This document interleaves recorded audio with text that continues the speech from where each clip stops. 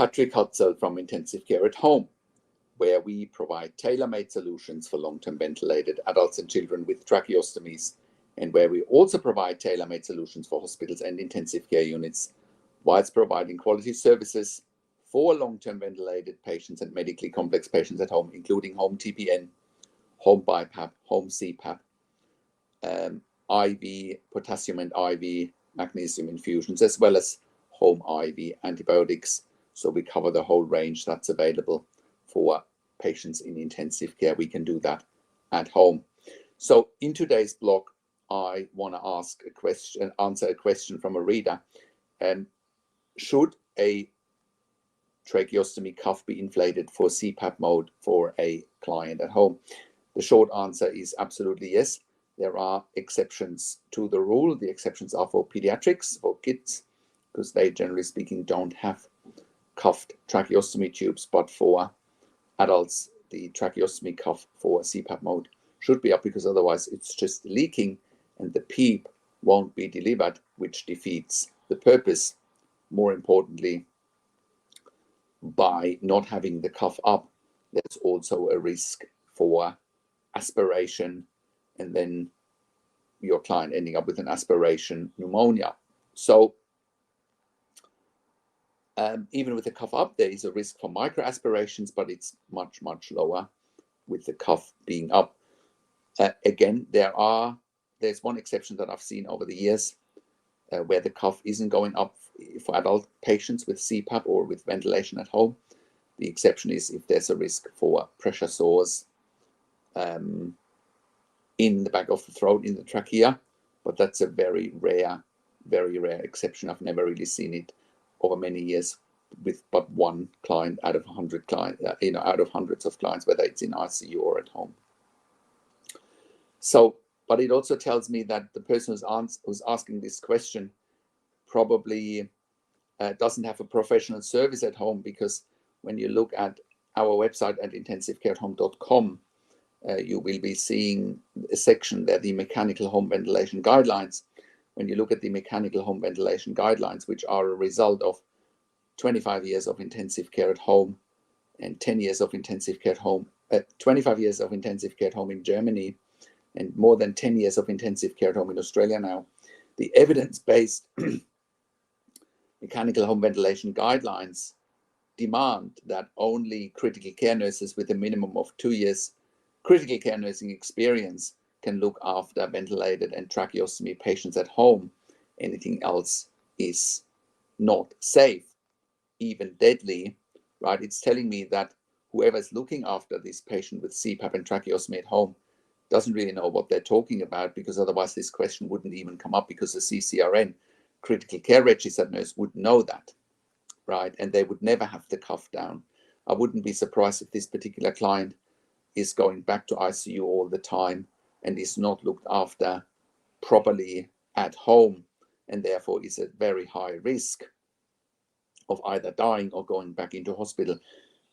Case in point, you might have heard me mentioning this before here on my channel, that some clients at home with ventilation and tracheostomy, even without ventilation, but with tracheostomy, have died because they weren't looked after with critical care nurses 24 hours a day, and they passed away at home when critical care nurses weren't around, even though it's evidence-based and needed to have them 24 hours a day.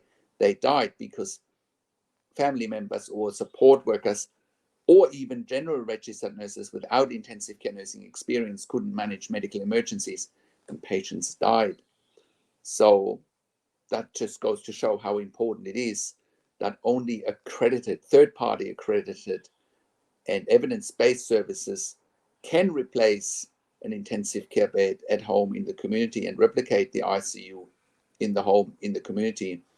It has to be evidence-based, and it has to be by third-party accredited healthcare services like we are.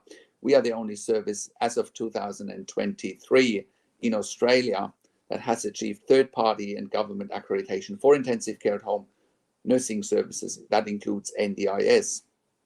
And if you are an NDIS support coordinator in particular, and you have a client or an NDIS participant who needs ventilation, tracheostomy, and you don't know what to do, you don't know what funding is needed, well, you need 24-hour nursing care for this particular client with critical care nurses. Otherwise, it could be a death sentence, right?